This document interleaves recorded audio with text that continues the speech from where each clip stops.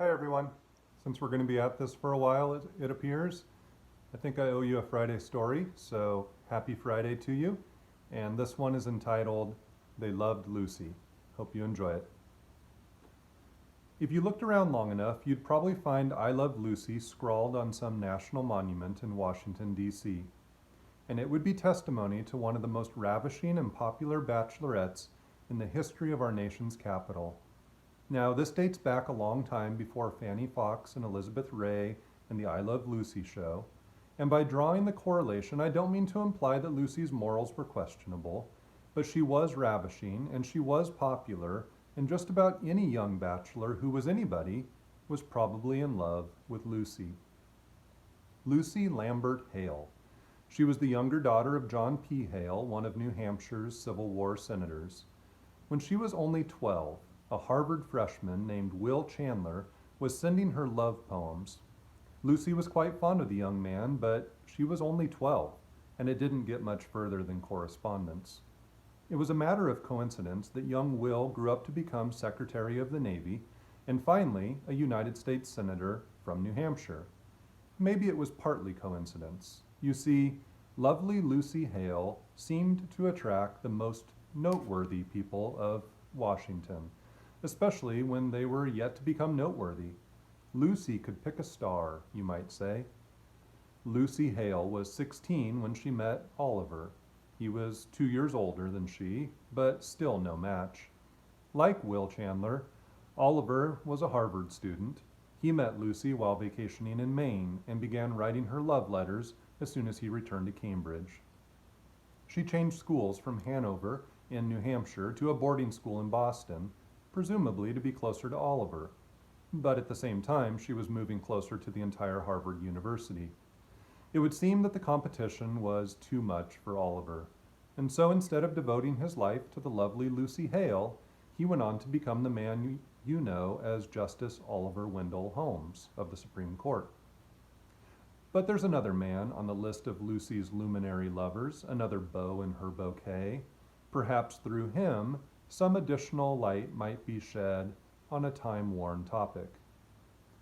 This fellow was far and away her most experienced suitor, and his name was John. He was known as a ladies' man.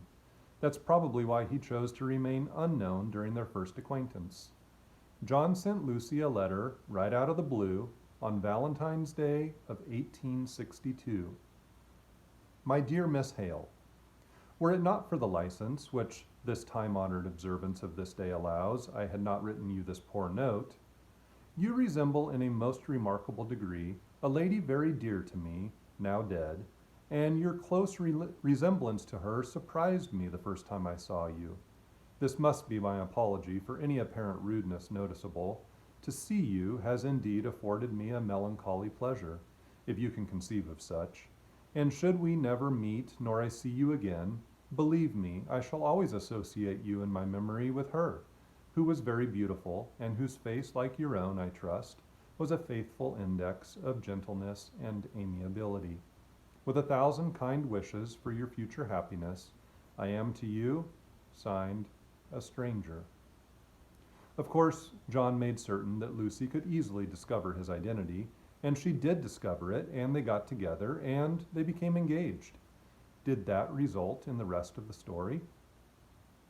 Just as this was Lucy's heretofore most serious involvement, there's every indication that it was John's too. John, the ladies' man, a mere lad of 24 and already sought after, already enormously popular himself, Lady Killer John had been captivated and captured by barely 20-year-old Lucy Hale. When he fell hard. There were many jealousies in that long courtship. The lovers were still quarreling in the spring of 1865. They quarreled right through President Lincoln's second inaugural address, the tickets to which Lucy had obtained from her senator father.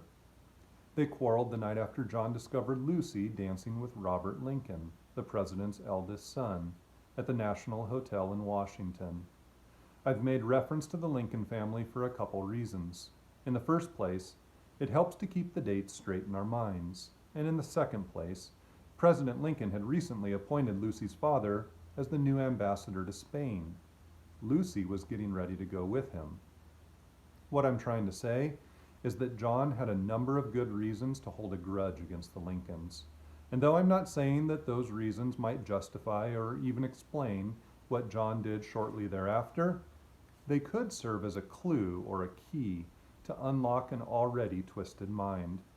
For Lucy, there was a happy ending. She eventually married Will Chandler, the Harvard man turned senator who sent her love poems when she was 12.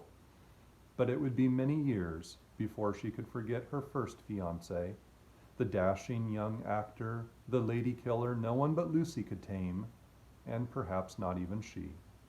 His name? John Wilkes Booth. And now you know the rest of the story.